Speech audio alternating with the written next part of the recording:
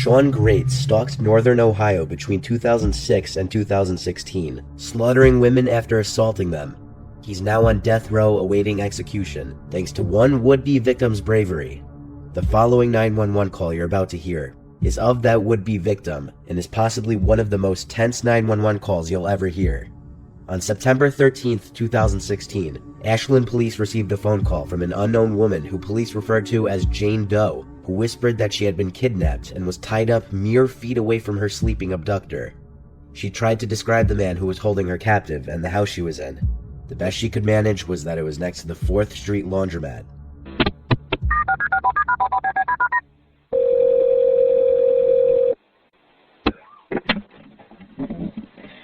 What is the address to your emergency? By the 4th Street laundromat. What is it? 4th Street laundromat. What's the problem? I've been abducted. Who abducted you? Sean Green. You said John Green? Sean Great. Where's he at now? Asleep. Where's he sleeping at? In the bedroom. In what bedroom? There's 2 houses right by the laundry street. And it's in one of those houses. What color's the house? Yellow. Please hurry. Is it an apartment? No, it's a house. Okay, does he own the house? No, he broke into it. Does anybody actually live there? I think they've been abandoned. Does he have a weapon? He's got a taser. Are you injured? A little. Where did he take you from? My apartment. I was walking with him. You were walking with him? Mm-hmm. Where were you walking to? I've known him for like a month and a half. Is there any way you can get out of the building? I don't know without waking him, and I'm scared. Is there a bathroom in the house?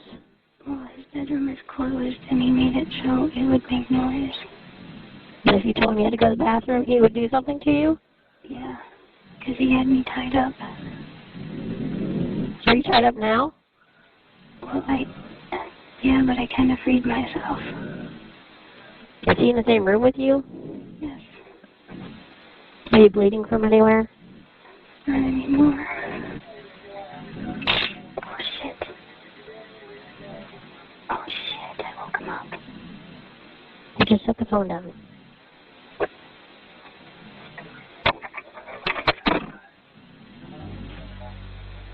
While the 911 dispatcher continued talking the caller through escaping, Jane accidentally knocked over her captor's taser, waking him. The line went dead briefly, and she was suddenly minutes away from being the 6th victim of the serial killer Sean Great. And by this point, the police knew they had to race if they wanted any chance of saving the helpless woman. Great sat up in his bed and stared at the floor, before laying back down again, not realizing that Jane was on the phone with the police. Are you still there? I'm a stalker. You what? I'm a stalker. Do you hear any officers outside? No. Okay, they're in the area. Can you get out of the house?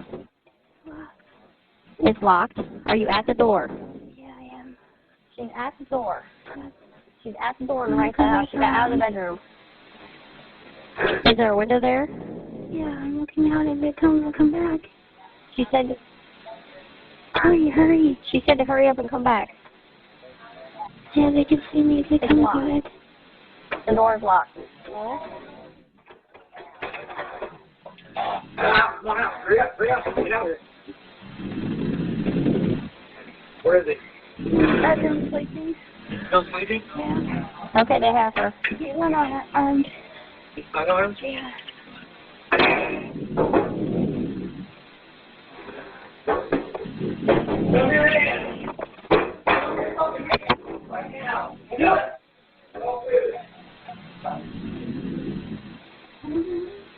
Well, you can't be in there.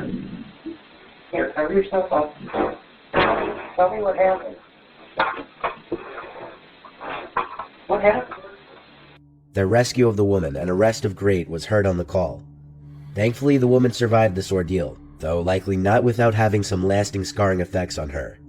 As a teenager growing up in Marion, Ohio, Sean Great was well liked, particularly by girls. He had a charm about him that would mask his inner rage, at least for a while. When he was 18, he was arrested for grabbing his then-girlfriend by the throat. A few years later, he was arrested for breaking into his 17-year-old girlfriend's home and choking her, and only 8 months later, he broke into the same girl's house again, this time slipping underneath her couch and hiding until he saw an opportunity to strike. This time he had a butcher knife in hand. But Great's charm and artificial friendliness allowed him to go on and have 3 children with 3 different women, but his inner anger would never lay dormant for long. His ex-wife, Amber Nicole Bowman, claims that Sean at one point said, "If I can't see my daughter, no one will." By his mid to late 20s, Great's behavior became more erratic. He would begin dating Christina Hildreth. The pair were happy and content in the beginning, but Great couldn't hide his true colors for long.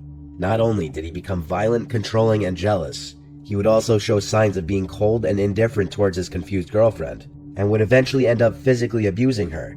So was he violent with you? Yes. In what way? He broke my hand, blacked my eye, strangled me, tied me up.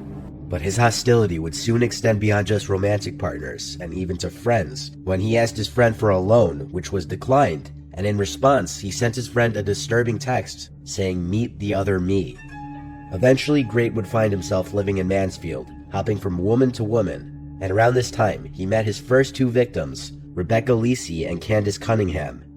Rebecca was a sex worker, and her body was found in March 2015. Her death was ruled an overdose originally, but Great later pleaded guilty to her murder. Candace Cunningham lived with Great in Mansfield before her disappearance in 2015. Police couldn't find her until the day of Great's arrest, when he led police to her body, which was lying behind a burned-down house in Richland County on the day of his arrest.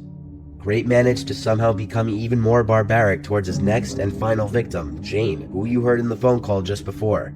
Jane met Sean Great around her apartment complex, and he eventually gained her trust. That was when he exposed her to his true self. He trapped her in an abandoned house and forced her to endure days of torture and other unspeakable things while she was tied up. Great barely slept on the first night of his victim's capture, giving her no chance of escape. However, after another day of torture, Great eventually passed out. His phone was right next to him going off, but he was seemingly in a very deep sleep. So Jane took this opportunity as her likely last chance to escape alive, and she reached over his sleeping body as stealthily as she could to pick up the phone and dialed 911 while still partially bound. And that was the start of the 911 call. When police arrived at the property, they were met with more bodies than they'd expected. Great had been mercilessly killing the women who were unfortunate enough to trust him, and some of them were decomposing in the house he was squatting in.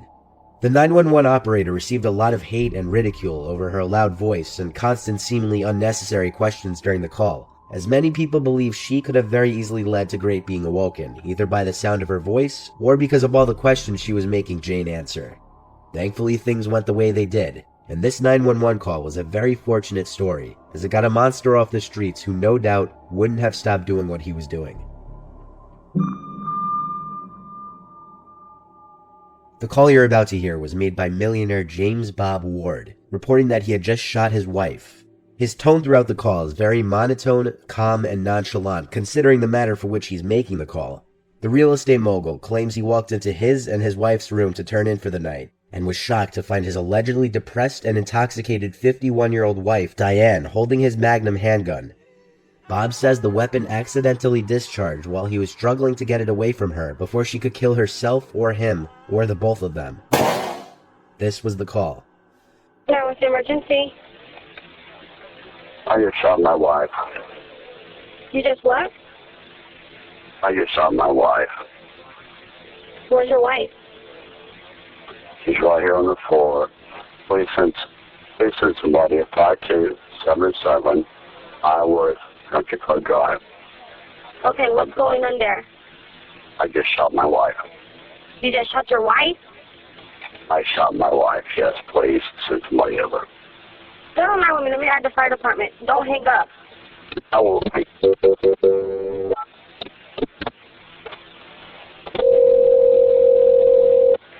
Where's the weapon at, sir? Orange County Fire Rescue. The address of your emergency? 44. 5277 Iowa Country Club Drive. On there. I just shot my wife. Okay, where's the weapon? It's in the, Yes. I'm sorry? Where, is she breathing? No, she's dead. You know that for sure. I think so, yes. Okay, sir, where is the weapon? It's in the nightstand next to the bed in the master bedroom. And I'll be glad to meet the officer that's on door. Where is your wife, sir? She's on the floor in the master bedroom. How old is she? Born in 1954. Okay, you're sure she's not breathing, or? She's dead. She's done. I'm sorry. Sir, did you purposely do this? No, Or was it an accident? it was an accident. How long ago did this happen, sir? Probably 5 minutes ago. From the front steps. You're out on the front Yeah. steps? Yeah, I'm on the front steps. Okay. I'm leaving the front gate from the front steps. We go upstairs and we'll find Diane. Yeah, they're passing. You told me back up. Did you see the deputy? Yeah, I see lights, but they're somewhere back up. That's them back up. Hey guys, over here. Over here. Guys, over here. Hey, on the phone. I'll meet you at the front stop. No, I got him on the phone. We're good. We can hang up. We're with him. Okay. Bob was charged with second-degree murder of Diane. He has always claimed the gun went off when he was trying to get it away from Diane, but prosecutors believe the two were arguing over financial problems, and that's why Bob shot her. Now it was up to a jury to decide, but to this day the question is, was Diane Ward's death really just a tragic accident, or did her husband Bob murder her in cold blood? Well, not too long ago, a significant discovery of a letter from the grave may finally answer the question that's confounded the justice system and haunted the Ward family since the day Diane died. Bob and Diane had it all, a happy 26-year-old marriage, 2 daughters, and enough money to own numerous luxurious estates in several states. Daughters Sarah and Mallory say they and their parents were a loving, tight-knit family, but eventually, Bob's real estate empire collapsed under the weight of the Great Recession, and even though Bob was facing bankruptcy, his daughters claimed he remained optimistic, but not Diane, who grew increasingly low-spirited over the prospect of losing the family fortune. Sarah said her mother vainly tried to ease her depression with booze and prescription drugs, and that she would turn into a different person far from the loving mom she knew, and completely out of control even in public. She said her mother was also directing all her anger and resentment at her father, after having to cut back on some of the luxuries the family grew used to, and Sarah says her father was like her mother's punching bag. Bob's defense attorneys painted Diane as a suicidal and unstable person, and in 2018, his defense attorneys produced new evidence. A suicide note written by Diane was found in the couple's Atlanta home. It was reportedly found by an estate sales professional in the closet in the master bedroom.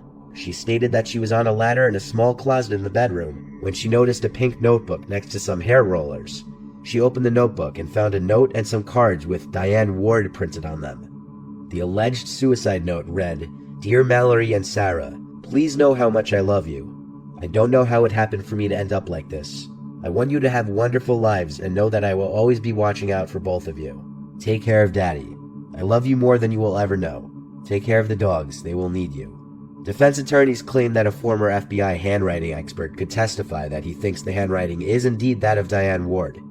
So this all begs the question, is what Bob says true? Was his shooting of his wife an accident? But if this were the case, Bob's calm and seemingly unaffected tone over the phone with 911, and even during his police interrogation, wouldn't make much sense. Then you're doing it rather Any than... reading glasses anybody has? Sure. Thank you so much. Thank you. I have my pair. Thank you. I may I have... have a folding pair, but I think they took them. Thank you. Oh, Like I said, I'm Detective Frost. I didn't get your name, your first name. They go by Bob, Okay. but it's James Robert. It would be a safe assumption that anyone who just accidentally murdered their wife would show any kind of remorse or regret, but Bob was calm and seemingly unaffected throughout. He's still in prison today. This last one has been circulating the internet for decades, and you've likely heard it before. In fact, I've included it in a video I privated many years ago. I'm sure some of you remember. But new information has arisen on this call recently. This is Ruth Price of 3877. What's the problem, ma'am? Oh, well, there's some guy been checking the place out. Oh. Well, he went in the back. I have an apartment in the back, and he said he was looking for a guy. And he comes to my door, and Yeah? and said he's looking for an apartment. So I live alone, and I'm an old lady. Mm-hmm. Where is he now, ma'am? I don't have no idea.